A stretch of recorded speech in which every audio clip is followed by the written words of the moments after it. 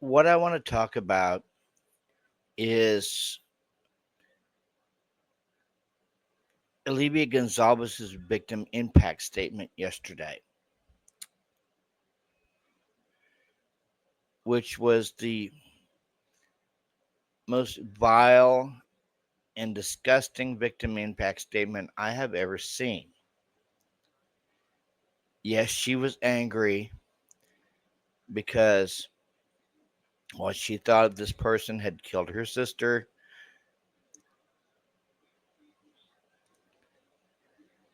But shame on the judge for not doing anything about this damn clapping that was going on yesterday at the victim impact statements and the sentencing. There is such thing as courtroom decorum.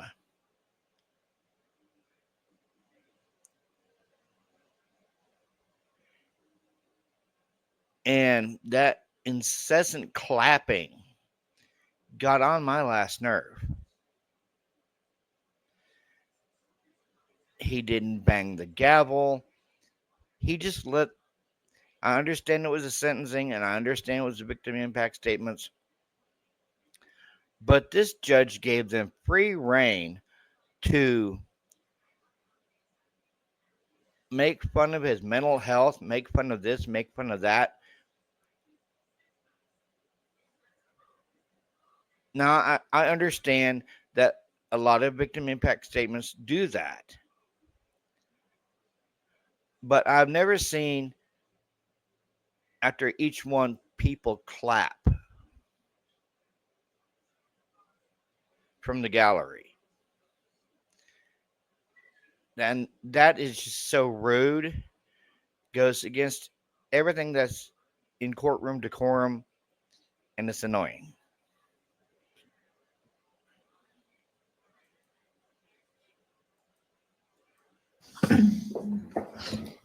Your Honor, next is Stephen Gonzalez, Kaylee's brother.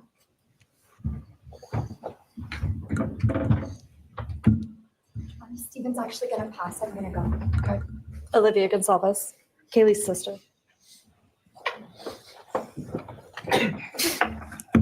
Hello. I'd like to start by thanking the court for allowing me the time and opportunity to speak today.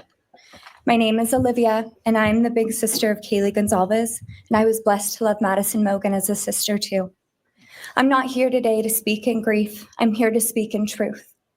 Because the truth is, my sister Kaylee and her best friend Maddie were not yours to take. They were not yours to study, to stalk, or to silence. They were two pieces of a whole, the perfect yin and yang. They are everything that you could never be. Now, see right there, she says to stalk. That has been well since debunked that he was stalking them. There is no connection to the victims. There is no motive. So, how can she say he was stalking them when that's already been ruled out? Even Bill Thompson said there's no evidence of him stalking them.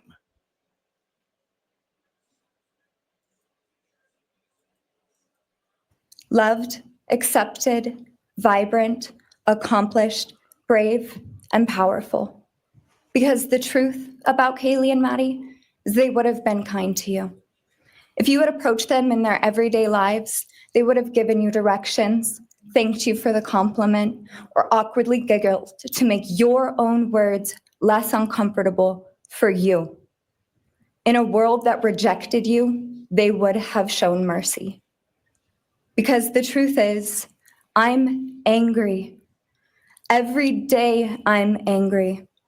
I'm left shouting at the inside of my own head everything I wish I could say to you. The truth about me is when I heard the news, I didn't cry. I listened for them.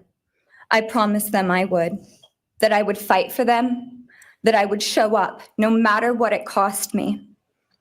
I swore I'd never let them feel alone. Because you see, I've always been their heavyweight. I've always been the one to fight the battles they didn't feel ready to fight themselves. All it ever took was a call, and they knew I would handle it for them, no matter the time, no matter the cost. They could wave their white flag because they knew I would never back down, not for them, and not even death could change that. Somewhere along the line, I started to think about what I would say to them if I was given just one last chance. If I could gather enough heartbreak or love or sacrifice or whatever it took to get just one message across, what would I say?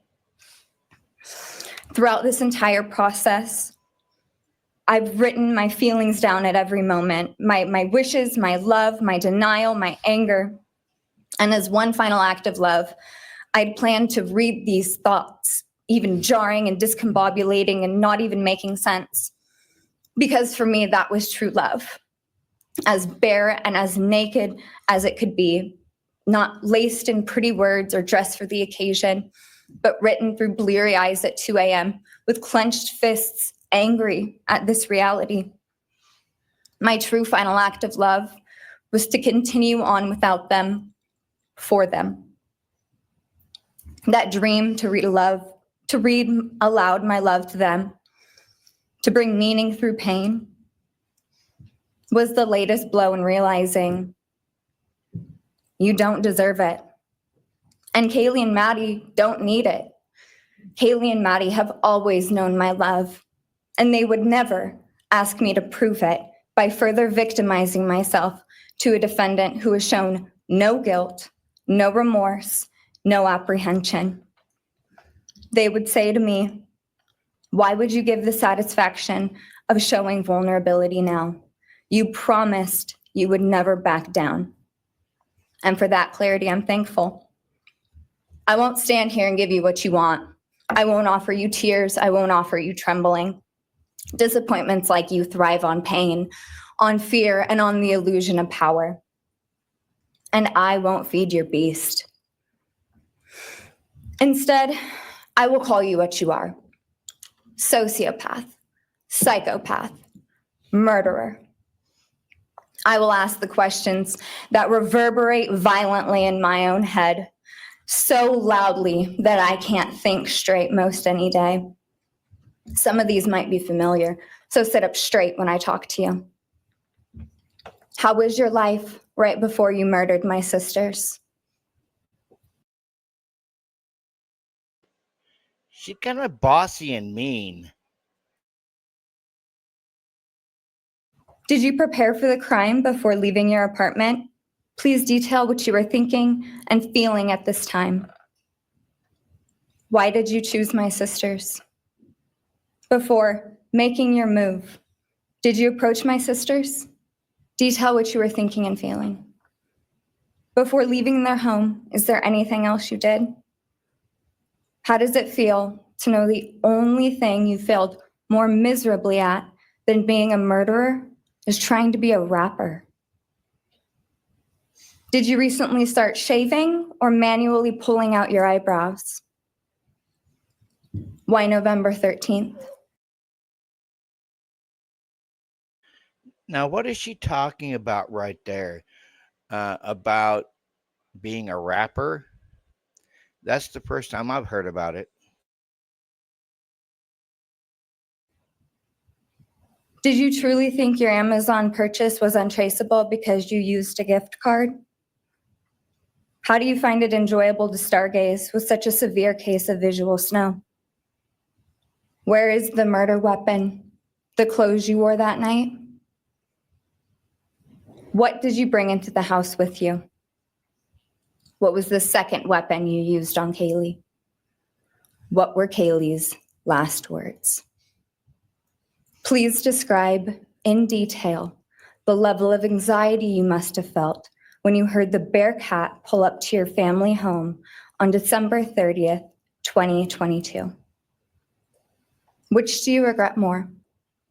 Returning to the crime scene 5 hours later, or never, ever going back to Moscow, not even once, after stalking them there for months.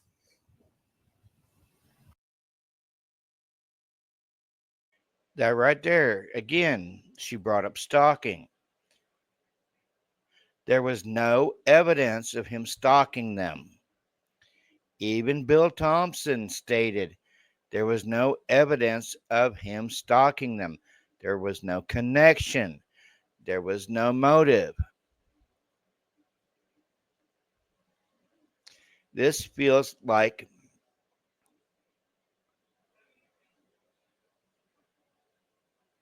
he was the scapegoat, even though, yes, he did plead guilty to the charges.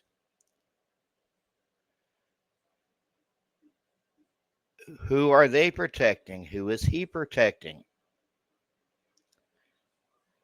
That's something I want to know.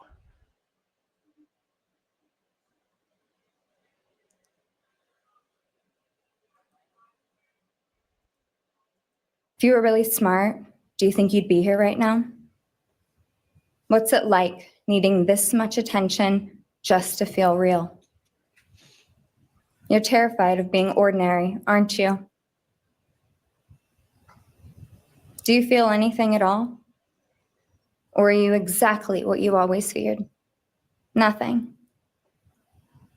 If you're so powerful, then why are you still hiding, defendant? You see, I'm here today as me.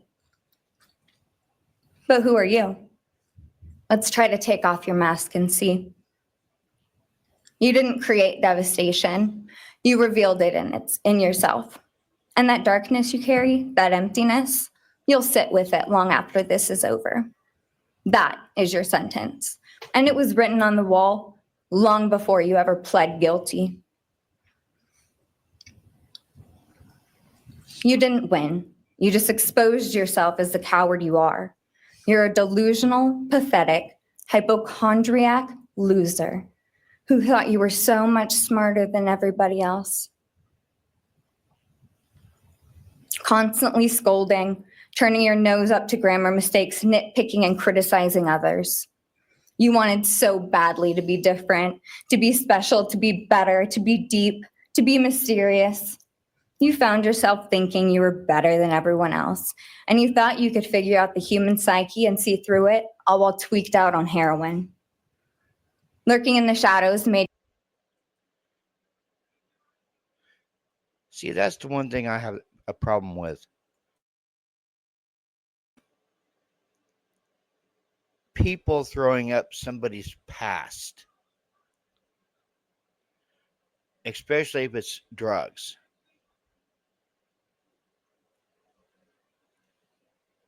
Ben Mogan, I commend him on his victim impact statement because he took accountability for his past mistakes with substances.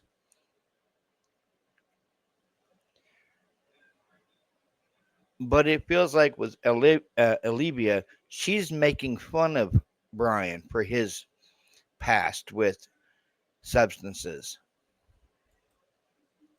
You feel powerful because no one ever paid you any attention in the light. You thought you were exceptional, all because of a grade on a paper. You thought you were elite because your online IQ test from 2010 told you so. All of that effort just to seem important. It's desperate. There is a name for your condition, though. Your inflated ego just didn't allow you to see it. Wannabe. You act like no one could ever understand your mind, but the truth is you're basic. You're a textbook case of insecurity disguised as control. Your patterns are predictable. Your motives are shallow. You are not profound. You're pathetic. You aren't special or deep, not mysterious or exceptional. Don't ever get it twisted again. No one is scared of you today. No one is intimidated by you. No one is impressed by you. No one thinks that you are important.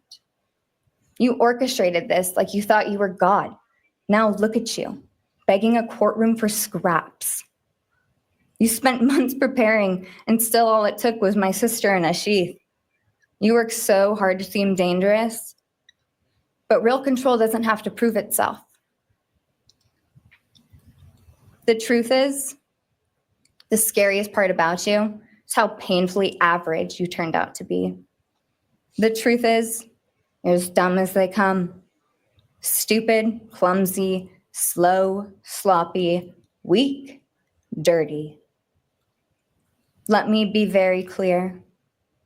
Don't ever try to convince yourself you mattered just because someone finally said your name out loud. I see through you. You want the truth? Here's the one you'll hate the most. If you hadn't attacked them in their sleep, in the middle of the night, like a pedophile, Kaylee would have kicked your fucking ass.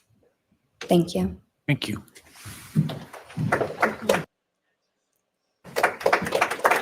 That right there. I cannot stand clapping in the courtroom.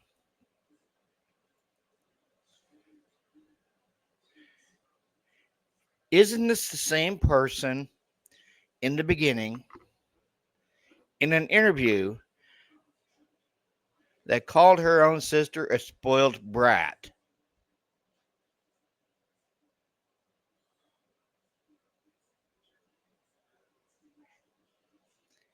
I do believe in an interview in the early stages of this case, she called her own sister a spoiled brat.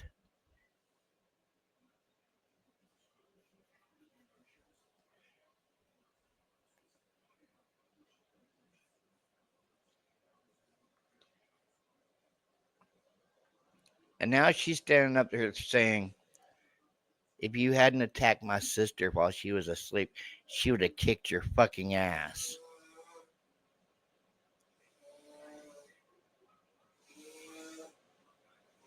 And then clapping. I couldn't stand the clapping.